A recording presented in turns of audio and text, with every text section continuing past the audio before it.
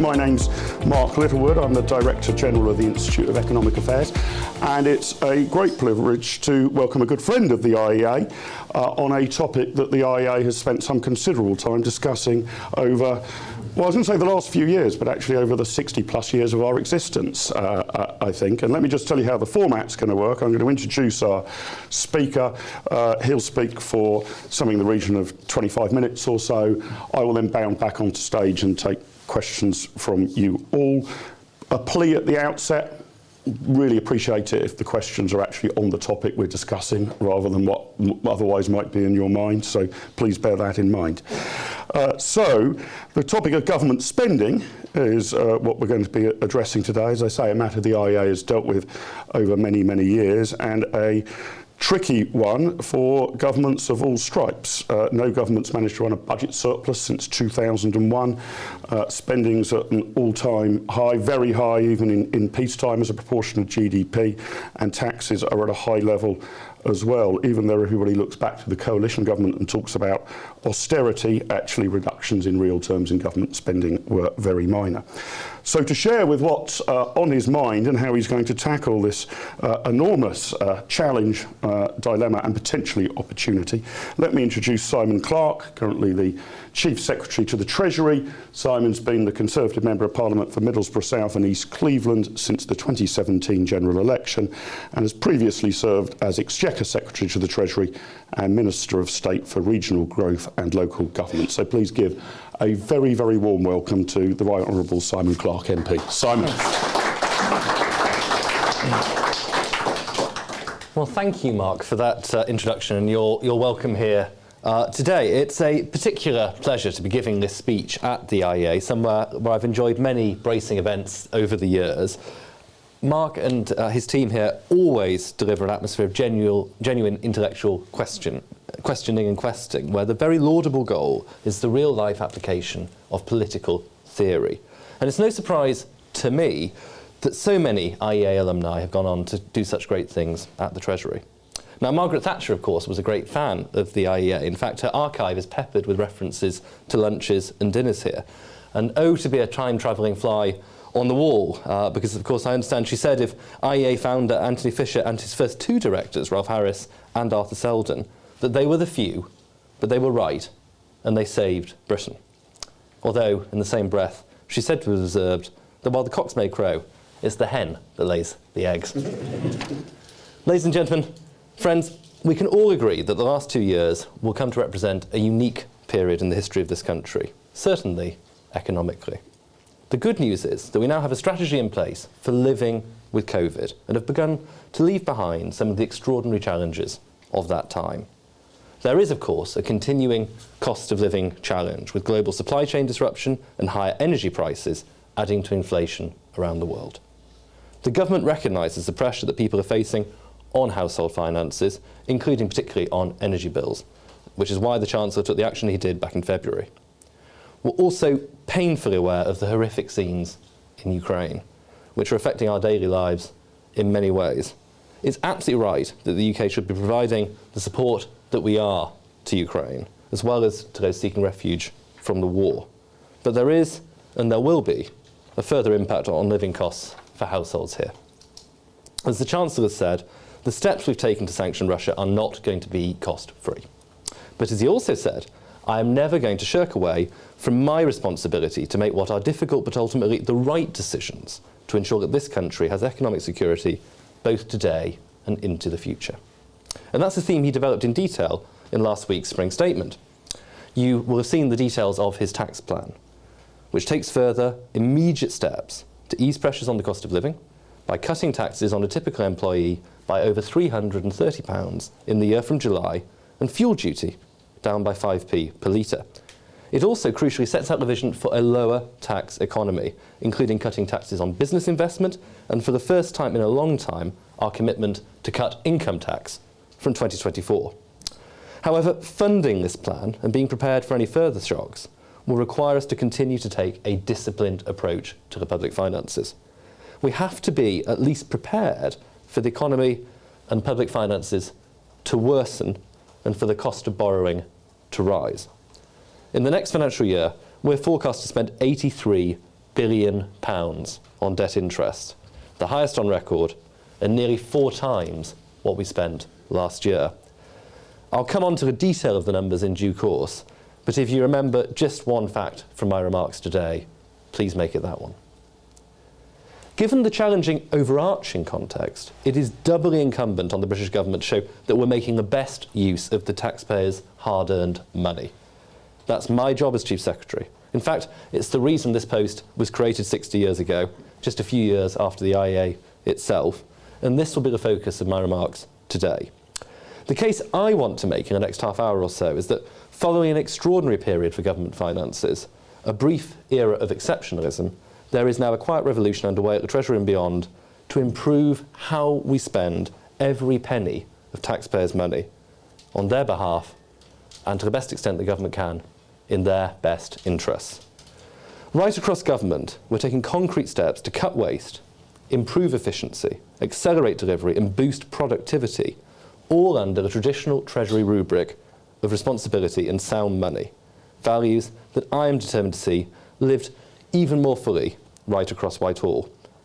I'm calling it a quiet revolution, but in truth we could just as easily call it reform, renewal or renaissance. The point is that we can and we must do things better, focusing on the how rather than the how much, and crucially, doing more for less. Before I come on to the detail of that, I want to say something about the policy context, the lessons of the pandemic, and my experience of last year's spending review. I know that the mechanics of government spending and financial management can seem esoteric and abstract, but how well we manage that spending makes a real difference to people's everyday lives. I'm in no doubt just how difficult a time this is for many households and how strongly people feel that the government must manage what is their money properly. Better spending means squeezing every ounce of value out of the pounds we deploy. On the one hand, delivering better outcomes. On the other hand, preserving the headroom to act if circumstances demand, with, incidentally, the benign side effect of a more dynamic, higher growth economy. The government has a number of critical missions on which we have to deliver. That's the imperative of economic recovery and renewal and the reform of public services, two of the driving ambitions behind last year's spending review. The Chancellor's vision, explored in detail in his recent May's lecture, is of a future economy built on a new culture of enterprise, in which we put our energies into 3 priorities: capital, people and ideas, as a means of rejuvenating our national productivity and restoring hope and opportunity. And these priorities sit at the heart of his tax plan.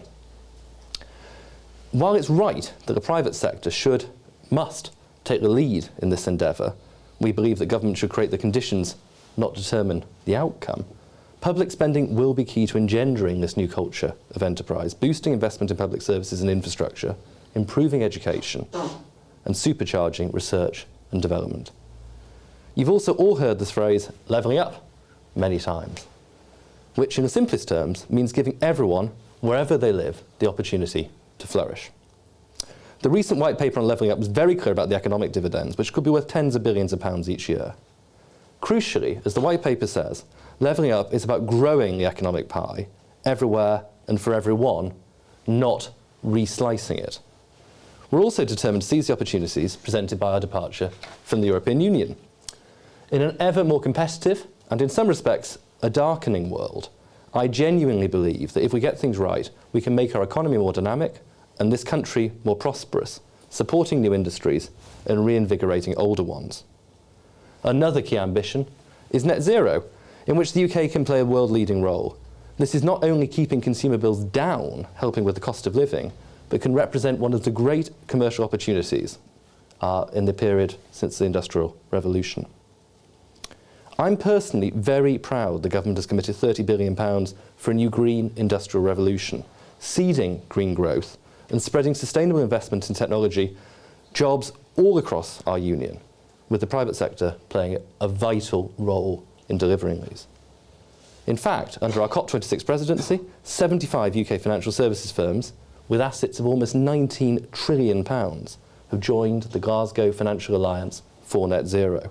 And going forward, we will make absolutely sure that financial management supports those long-term objectives, including economic recovery, levelling up, and net zero. So that's the high-level policy context. But of course, we've also been navigating an unprecedented challenge in the form of the COVID pandemic. We all understand that this was a once-in-a-generation challenge, demanding a response that was unique, both in terms of scale and speed. At the Treasury, that meant, for instance, delegating more control to accounting officers in the relevant departments, providing departments with more generous spending envelopes, and turning around approvals quicker, all balanced, obviously, with appropriate precautions, such as always being satisfied that decisions met the standards set out in the document Managing Public Money, which guides public spending. There's been criticism of the perceived scale of fraud and waste during the pandemic, including from my former colleague, Lord Agnew, who made an invaluable contribution as a minister. I want to be clear, no fraud has been written off, and we're determined to recover as much of any fraudulently obtained funds as possible, with a dedicated task force at HMRC backed by £100 million. Any fraud against the public purse is too much. But the measures to minimise the risk of fraud and error were robust, and for the most part, they did their job. In the case of bounce-back loans, the extraordinary circumstances businesses faced at the time demanded the money was paid out far quicker than typical bank lending or government programmes. The checks that were put in place meant that 2.2 billion of what were deemed potentially fraudulent applications were blocked by lenders. Importantly also, businesses are repaying those loans. In 2020, a National Audit Office report contained an estimate that as much as 60% of the sums lent might never be recovered. In fact, nearly 80% of the loans are being repaid, have already been repaid, or involve using the support that we've provided borrowers to pause or delay repayments while they get back on their feet. This will take time and effort, but where fraud is suspected, we will continue to do everything we can to claw back those funds. There have also been accusations of waste relating to the procurement of PPE and the vaccines programme. In the case of PPE, our focus was rightly on saving lives and protecting frontline healthcare workers, which is why we acted very quickly to secure and deliver over 18 billion items of PPE for the front line. 97% of that equipment was deemed suitable for use, either in the NHS or in other non-medical settings. There was, and I'd argue there had to be, a change in our risk appetite. We carefully considered and then accepted the necessary risks. But the principles set out in managing public money continued to apply at all times, and the Department for Health and Social Care took decisions on the basis of sound commercial advice. As for the vaccine programme, the government took calculated risks to build a portfolio of vaccines. In fact, the UK was the first country in the world to approve and deploy the Pfizer and AstraZeneca vaccines, a success which has saved tens of thousands of lives and has allowed the UK to be the freest major economy and society in the world 2 years after this crisis began. So, of course, there are things we could have done better, but given the circumstances and the unique need, I stand by the quality of our response. Going through something like the pandemic teaches you a lot. And if we're honest about it, we saw Whitehall at its best and also at its worst. On the plus side, it revealed the ability of government to move at speed and to act decisively where necessary. It also reminded us of the value of harnessing the best of the private sector and allying it to the things that only the public sector can do. Here I'm thinking particularly of the Vaccines Task Force and the furlough scheme, both of which relied on the public and private sectors working hand in glove, resulting in countless lives and livelihoods being saved. The flip side of doing things at speed was that we had to prioritise. And as I say, that was a strategic decision. We're now strengthening our safeguards and taking action against those who tried to game the system. No country got this 100% right. We should always strive to do better. Of course we should. But that shouldn't mean we fail to acknowledge what we did achieve. The pandemic probably also showed us, of course, that some parts of Whitehall remain resistant to change. And that's, frankly, it's sometimes easier to expand the state than it is to remodel or to streamline it. But we're alert to that. The civil service headcount is up 23% since 2015-16 and up almost 7% in 2021 alone, something that is impossible to justify long term and something that we're determined to reverse. As a starting point, government will ensure that resources focused on delivering frontline services and cutting bureaucracy by reducing the non-frontline civil service headcount to 2019-20 levels by 2024-25. Through a scrupulous focus on efficiencies, more streamlined processes and a better matching of our people to our priorities, we will bring the civil service headcount down to sustainable levels for the longer term, and this will be a key focus of the years leading to the next spending review. The reality is that some growth in the civil service was required to deliver Brexit and our COVID response, but over the next spending review, set to begin literally at the end of this week, I want to see headcount levels fall back towards where they were before what were very much out of the ordinary events. The fallout from the pandemic was, of course, naturally the defining context to last October's spending review. My first, and a challenge I had to complete following a reshuffle in just a few weeks. On a personal level, sitting at the helm of that process was an extraordinary experience. No one's ever going to call this a glamorous job. I don't get invited to many film premieres, but it is fundamental to the smooth working of government.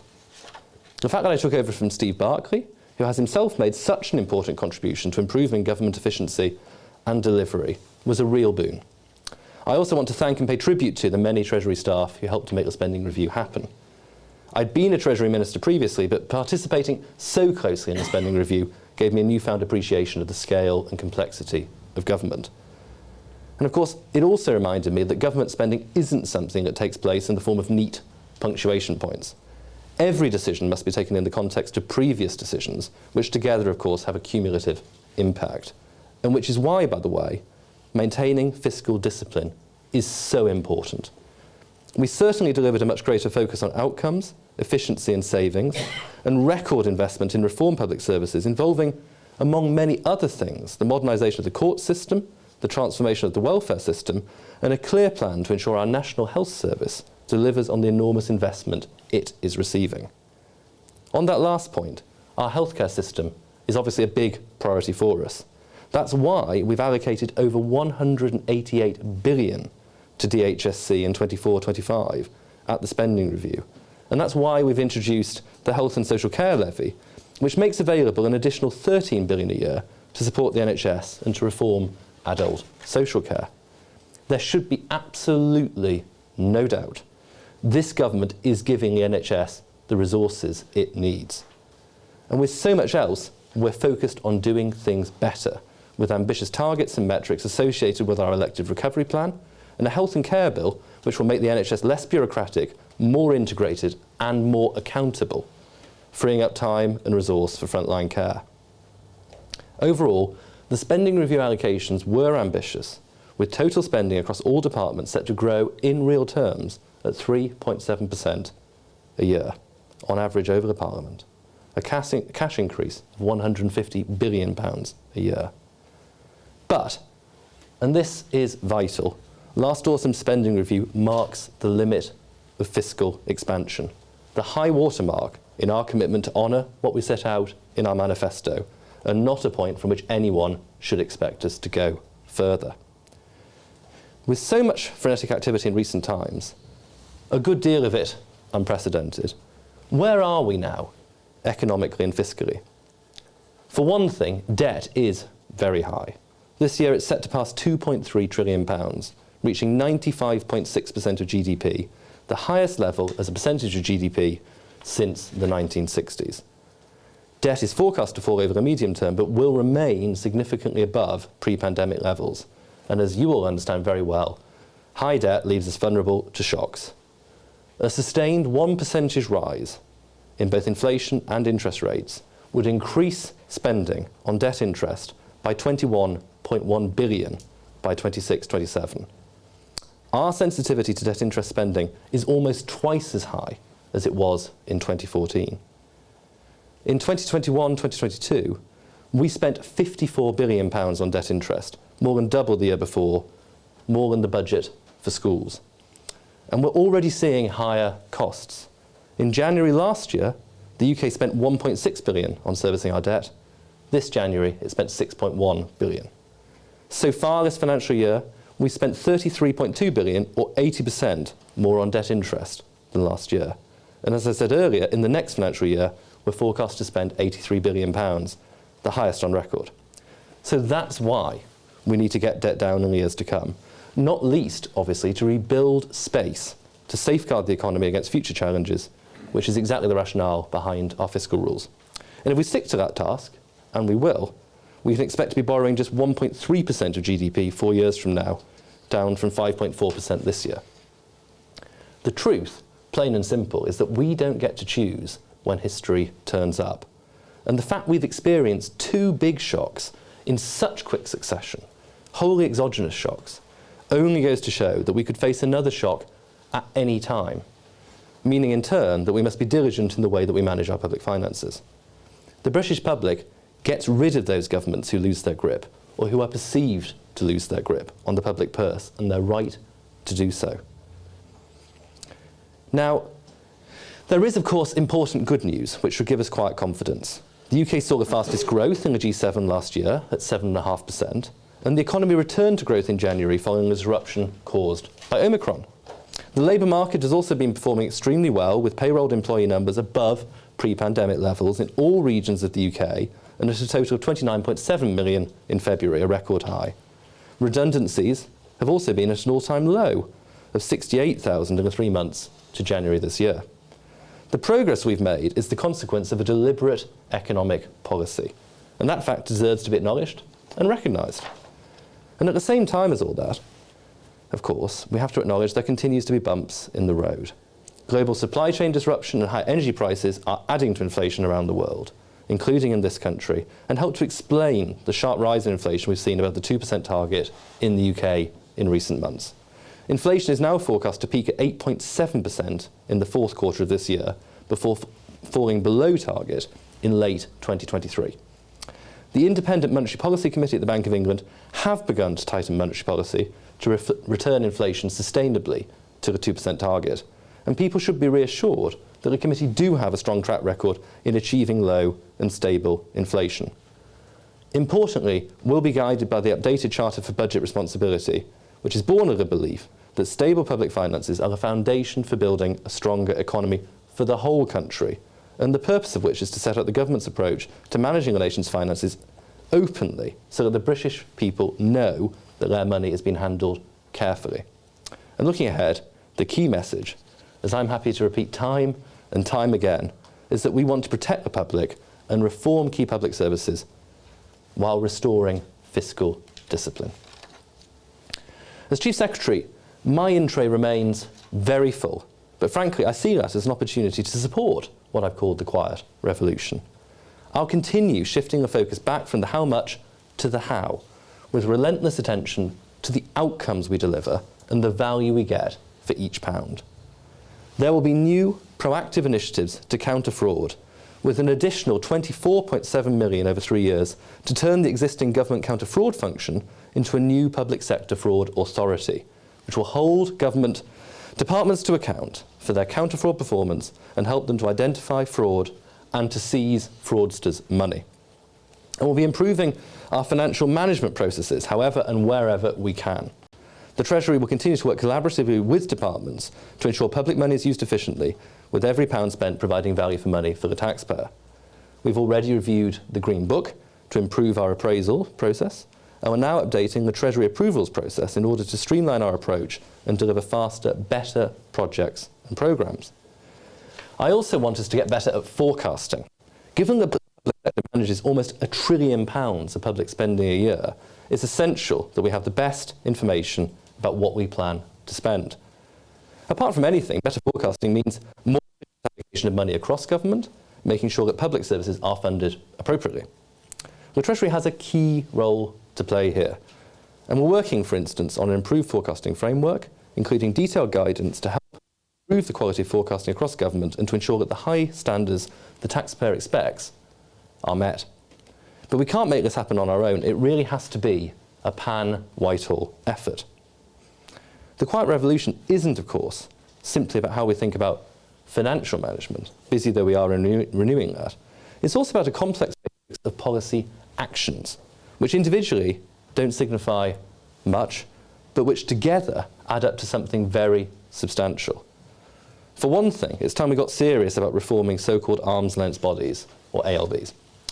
In my view, there is a constant risk of mission creep, often disguised by ALBs not being attached to any specific government department.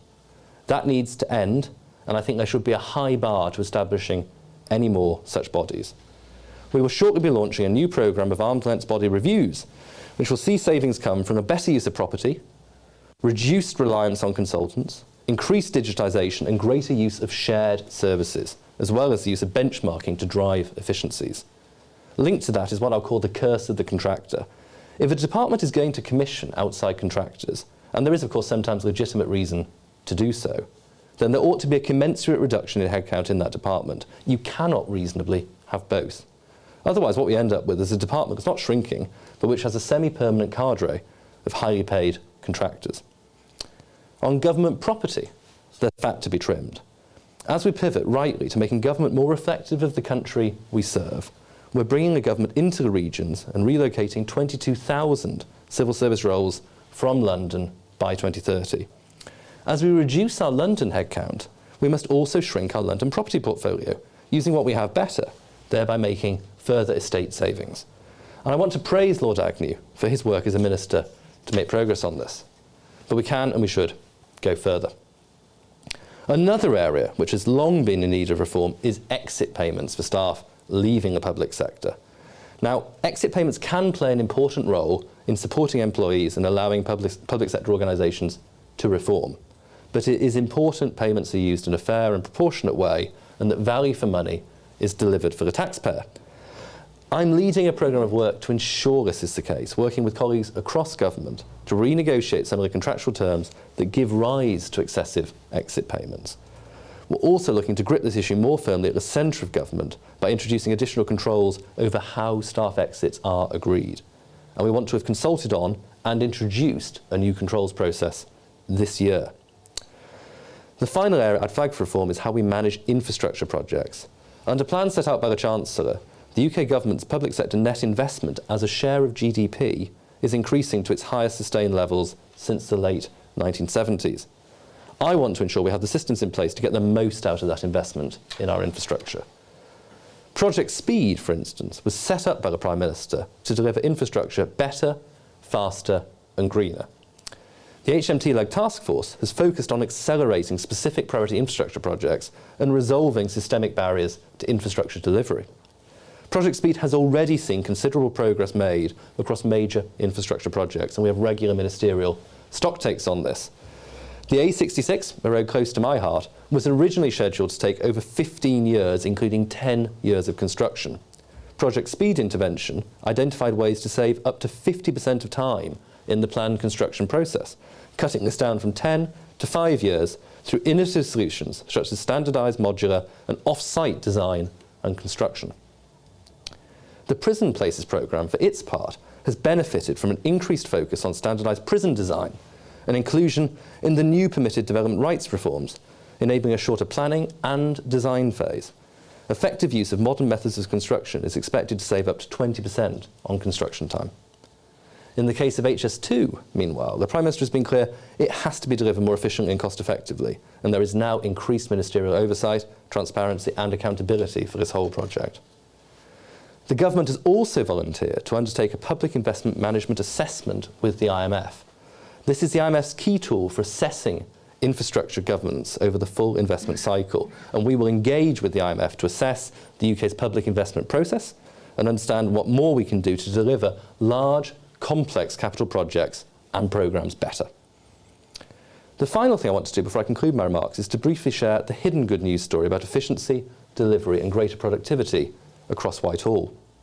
According to the Cabinet Office, more than £3.4 billion was saved in 2020-2021 through successful efforts to improve efficiency across Whitehall, maximising value for taxpayers and putting more money back into vital public services, with significant savings made through cutting losses from fraud and debt, roughly £1.9 billion, improved procurement decisions, around £1.4 billion, and more effective use of digital services, just over £140 million. I'm determined, as I hope I've demonstrated, that the Treasury should play its part and do everything it can to enhance its financial management and to seek out opportunities to streamline government, guided as ever by the imperative to do more for less and to focus on the how, not the how much. But there's a whole panoply of other things that government departments, including the Treasury, can and should be exploring. Or supporting collaboration across government so that we can more effectively deliver cross-cutting priorities like tackling crime and levelling up. That's the thinking behind joint programmes such as the £4.8 billion Levelling Up Fund, removing silos to meet local infrastructure needs, and the Beating Crime Plan, supporting cross-government action to reduce crime and reoffending. It's also why we've launched initiatives such as the Shared Outcomes Fund, which supports projects that cut across multiple government departments, and to which the spending review gave an additional £200 million of funding. Among those projects are a pilot for a national surveillance network that uses the latest DNA sequencing technology and environmental sampling to improve the detection and tracking of foodborne pathogens and antimicrobial resistance. There's also a new project to deliver gigabit-capable services to the hardest to reach parts of the UK via water mains, improving digital connectivity and bridging the digital divide. I'm certain the new Cabinet Committee on Efficiency and Value for Money, chaired by the Chancellor, of which I'm the Deputy Co-Chair, and which meets for the first time next week, will also make a big difference, focusing Ministers' attention on driving efficiency, effectiveness and economy in government spending so that every pound of taxpayers' money is directed towards delivering the highest quality services at the best value. Our drive to cut waste through this committee will save a total of £5.5 billion, with the money being pumped directly back into public services. Better efficiency and delivery are also about simple things, like implementing modern methods of construction, which I've already mentioned in relation to the construction of prisons. Construction sector productivity has underperformed globally for the past 25 years, in part because of low levels of technology adoption, which means the sector remains very labour intensive. Modern methods of construction could help to unlock that, according to McKinsey, speeding up construction by as much as 50% and cutting costs by 20%. That's why the government announced that it would set up a task force looking specifically at how modern methods of construction can improve house building, backed by £10 million of seed money, which was delivered at Spring Budget 2021. Finally, I think we need to be relentless in our search for best practice and new ideas, be it from other departments, the private sector, or indeed from other countries.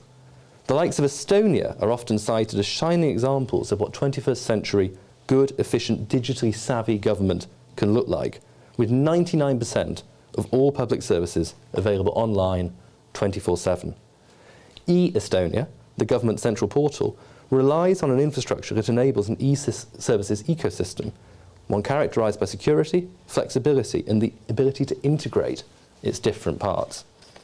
There's no shame in looking to others for ideas. The shame is in not doing it, and that applies across government and across all sectors. It's a fact, for example, that the Department for Education is really good at building schools. So what can other government departments learn from that?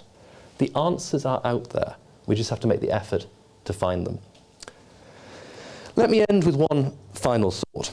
In a major speech on the economy back in June 2020, the Prime Minister said, and I quote, that this COVID crisis is also the moment to address the problems in our country that we've failed to tackle for decades. I believe that applies as much to my brief as Chief Secretary as it does to any more conventional department, because we really do have the opportunity to do things differently, with money saved and spent better, and countless lives improved as a consequence. What will success look like 10 years from now? It'll mean we've honoured our commitments around dealing with the consequences of the pandemic, more police, more doctors, more nurses. We will have tackled the backlogs and levelled up in a way that people can really see in their own community, something which will be more and more conspicuous as the decade goes on.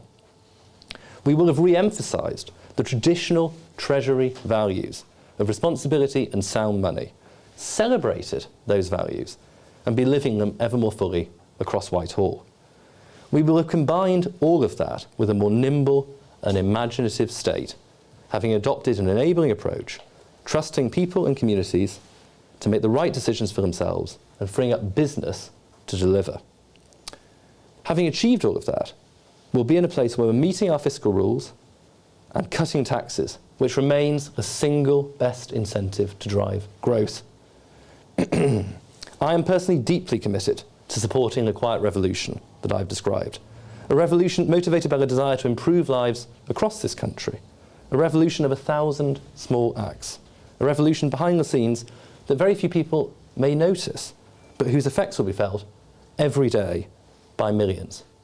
Thank you very much indeed. Well, if you enjoyed that conversation, why not watch one of these other videos? And while you're here, remember to hit the subscribe button and the notification bell. That way, you'll never miss out on a single IEA broadcast.